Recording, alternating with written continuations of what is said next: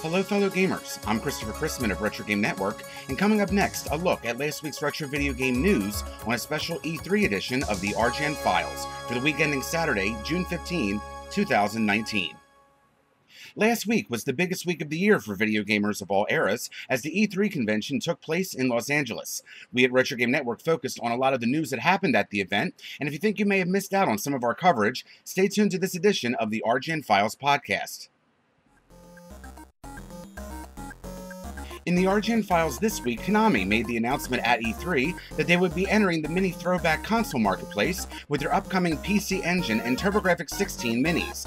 This marks the first time that such a game collection will be available for purchase for the 16-bit platforms. Previously, re-releases of games for these systems were only offered individually, and only on Nintendo's now-defunct Virtual Console service.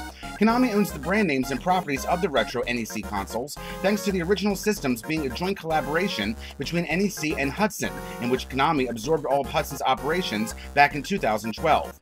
Editions for the United States, Japan, and the European Union are being planned and will use the same name that the console was released within the said country. All of the releases of the device will feature now standard options, such as quick saves, virtually simulated CRT scan lines, and will also use the original 4:3 full-frame aspect ratio video display. In a weird homage to the original, an optional multi-tap will also be made available to allow up to 5 players to play simultaneously. There is currently no word on how many games the devices will contain, however the initial list of 6 games have already been confirmed.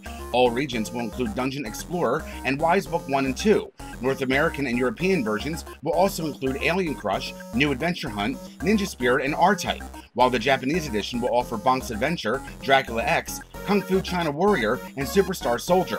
Fans of the systems will already notice that some of the games are actually CD-ROM-based titles, which means additional CD games may be announced at a later date. Konami has not yet confirmed their release date or pricing information for the consoles at this time.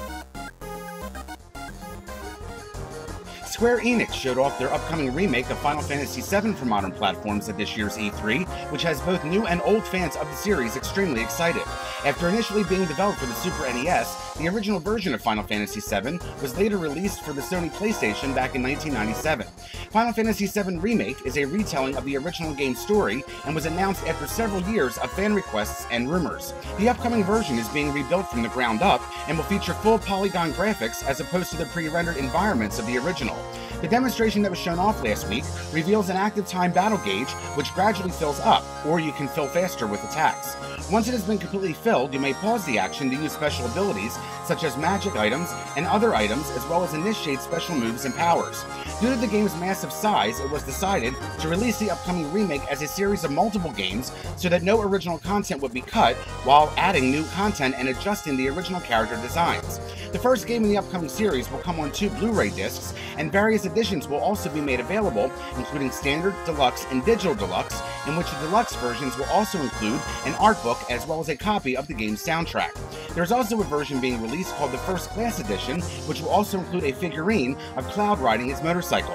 The first chapter of Final Fantasy VII Remake is slated for release on March 3rd, 2020 for the PlayStation 4, and may also potentially be ported to the upcoming PlayStation 5 platform at a later date. No official pricing for the standard releases have been made available at this time, however the First Class Edition will sell for just under $330. Limited Run Games has announced that they will be producing a limited edition collector's version of the highly anticipated Shenmue 3 later this year that will be an exclusive set by the company. Shenmue 3 is the true sequel to the classic open-world RPGs that were originally published for the Sega Dreamcast and Xbox nearly 2 decades ago. Created for modern platforms and built within Unreal 4, Shenmue 3 will continue the legacy of Shenmue and have similar elements from its predecessors, as well as new fight mechanics to achieve a new level of interactive storytelling. Not skipping with the continuity, several voice actors have returned from the original games for this upcoming sequel. In addition, an expanded AI battle system has also been incorporated into the upcoming title.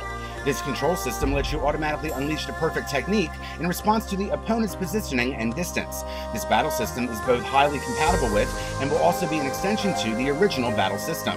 The upcoming collector's editions will include the game on physical optical disc media, alongside of a light box that has been styled as a shoji door. You will also obtain a double-sided Phoenix Dragon mirror, alongside of a variety of stickers and patches from within the game. This edition will be limited to 5,000 units, with 4,000 copies being produced for the PlayStation 4 and and 1,000 copies on PC. The game will also be given a mass physical release in its standard edition via WiseNet. This collector's edition is presently scheduled for release on November 19 of this year, and the game will also be available for download on the PlayStation 4 and PCs running Steam on that same day. The cost has not been announced for any versions of the title at this time. Screaming Villains has announced that they have teamed up with Limited Run Games once again to bring gamers the upcoming 25th anniversary edition of Corpse Killer. This will mark the third Sega CD-based video game to get remastered for modern platforms by the two companies, who have previously worked together to bring similar treatments to Night Trap and Double Switch over the course of the past 2 years. Corpse Killer was originally released for the Sega CD add-on peripheral in 1994 by Digital Pictures and had a variety of ports made available to not only the 3DO platform, but as well as other Sega video game consoles, including the Sega 32X and the Saturn. According to Screaming Villains founder Tyler Hogle, the upcoming 25th anniversary edition of the game will be based on the Sega Saturn port of the game, which was considered to be the superior version of the title. This said port has had improved video quality, a difficulty selection, items and power-ups that drop down from the top of the screen that can then be shot and collected, as well as a collection of in-your-face zombie attacks. Just like the other games previously released by the company, the video will be near broadcast quality when compared to the older technologies that were available at the time of the game's original release. The game is slated to be released for the PlayStation 4 digitally and will also be offered to PC gamers via Steam. The PS4 version will also be published on physical media via Limited Run Games using a pre-order method. The collector's edition will be made available, however details have not yet been made public on what exactly this version will include. Pre-orders begin on July 5th and will remain active until July 30th, and there is also no word as of yet on what the cost of the game would be for any of the editions to become available. Playmaji made an appearance at this year's E3 convention, showing off the latest developments of their upcoming Polymega console. The Polymega will be the very first modern gaming device that would allow CD-ROM game support, offering modern technology compatibility for PlayStation 1, TurboGrafx CD, Sega Saturn, and Neo Geo CD titles with the purchase of a base unit. In addition, you can then purchase additional modules to plug into the device that will give you compatibility with consoles such as the NES, Super NES, Genesis alongside of a 32X if you own one, and the TurboGrafx 16 as well. Originally, the console was to have built-in FPGA, which would have offered an experience that was 50% hardware and 50% software emulation based. However, this was later changed as FPGA abilities have been removed from the primary console itself and will now be placed into select modules. Games across all platforms can be used regardless of original region, so you can play both NTSC and PAL-based titles regardless of your location. In addition, if you don't have original CD or cartridge-based media, games can also be purchased using the Polymega online shop. Another option demonstrated at E3 was an optional controller that emulates a light gun known as the Retro Gun controller. The new input device will plug into your Polymega console and allows you to play any light gun compatible game for any system supported by the console. This is a first for light gun gaming on HDMI television sets and was previously thought impossible, even though additional options have been attempted previously. The base console, which gets you CD-based game compatibility, a handful of built-in games, as well as a wireless controller, is currently available for pre-order for just under $300. Additional modules for cartridge-based systems sell for under $60 each and also include a controller that resembles the console it emulates. The upcoming and optional Retro Gun controller is expected to cost just under $100. During a special E3 edition of the Nintendo Direct broadcast last week, it was announced by the Big N that a new compilation known as Collection of Mana was now available for purchase digitally for the Nintendo Switch platform via the Nintendo eShop. This new collection brings the first 3 games in the popular Mana series to the platform for the very first time in an all-in-one package. The specific titles in the 3-game set include Final Fantasy Adventure, Secret of Mana, and the first time available in the West, the highly requested classic release of the original Seiken Densetsu 3, known as Trials of Mana in the United States. The compilation includes a quick save feature and allows players to connect with friends via the use of a local multiplayer mode in both Secret of Mana for up to 3 players and Trials of Mana for up to 2. The collection is currently available to purchase as a digital transaction, however those that prefer physical media won't have to wait much longer. Square Enix announced that the game will be made available on physical cartridges at brick-and-mortar retailers as well as via their own online store. It has been stated by the company, however, that these physical editions will be produced only in limited quantities. The cost of the collection, either as a digital purchase now or a physical purchase later, is just under $40, with the physical version getting released on August 27th of this year. During that same Nintendo Direct broadcast last week, it was also announced by Nintendo that a brand new 3D remake of Trials of Mana is currently being developed and that it is slated for release sometime in early 2020. Just under 1 year ago, Intellivision Entertainment announced the initial details about their upcoming video game system, which is now known as the Intellivision Amico. This new system would be unlike other various mini throwback systems that have been quite successful as of late, as if this will be a brand new video game console altogether with a combination of modern conveniences with a retro inspiration. Intellivision CEO Tommy Tallarico gave gamers some additional information about the system prior to E3, including the 5 different color variants that will be made available when the system is released next year. The official color names are Metallic Pearl, Black, Vintage Wood Grain, GTO Red, and Galaxy Purple. It was also mentioned that new developer studios have been established in both Europe and Dubai.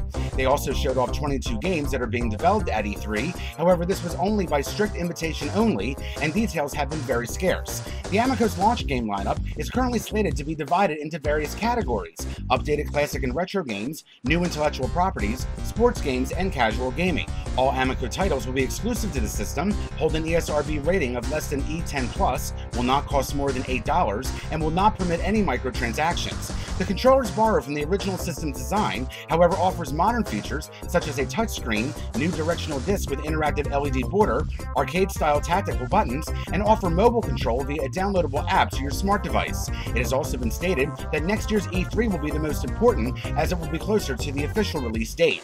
The Amico is currently planned to be released on October 10th of next year and has estimated the cost between $149 and $179. And finally this week, Limited Run Games has teamed up with Disney to bring gamers a selection of upcoming titles from the previously released Star Wars and Monkey Island franchises. Disney acquired LucasArts, who was the original company behind the upcoming games back in 2012, with them mostly ceasing operations in 2013. Out of the 17 games that were mentioned for release, 13 of them come to us from the Star Wars franchise, with the remaining 4 titles coming to us from the Monkey Island game library. The company stated that they plan to release what they are calling elaborate collector's editions each month for the next couple of months. In a unique twist, many of the games that are getting released will be published for the original platforms that they were originally released on. Some of the games that fall into this category include the Star Wars and Empire Strikes Back titles that were originally released for the NES and Game Boy, alongside of Star Wars Episode 1 Racer for the Nintendo 64. This isn't the first time that games were developed for a retro console by Limited Run, as they previously released an NES title called Golf last year to coincide with the release of Golf Story for the Nintendo Switch platform last year. Other games that will be released thanks to this acquisition will be published for personal computers on physical media, with games such as The Curse of Monkey Island, The Secret of Monkey Island, and Star Wars Rebel Assault all getting the PC treatment. The first batch of games that will be coming available for purchase will be in the form of the Star Wars game as originally released for the NES and Game Boy, alongside of Star Wars Bounty Hunter on the PlayStation 4, which will all be offered on the same date, June 28th. There's currently no word on what the cost of any of these titles would be at this time.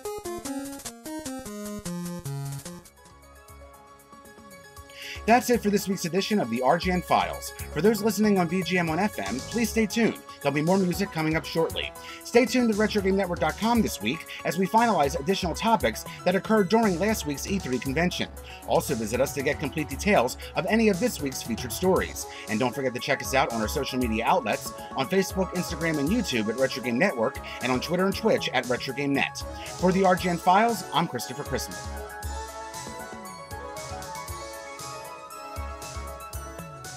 This week's news stories provided by the following: Ars Technica, Destructoid, Dual Shockers, Engadget, Game Informer, GameSpot, Geek Tyrant, Gematsu, Intellivision Entertainment, Kotaku, Limited Run Games, Nintendo, Nintendo Life, Playmaji, Polygon, Screaming Villains, Square Enix, Tom's Guide, VG 24/7.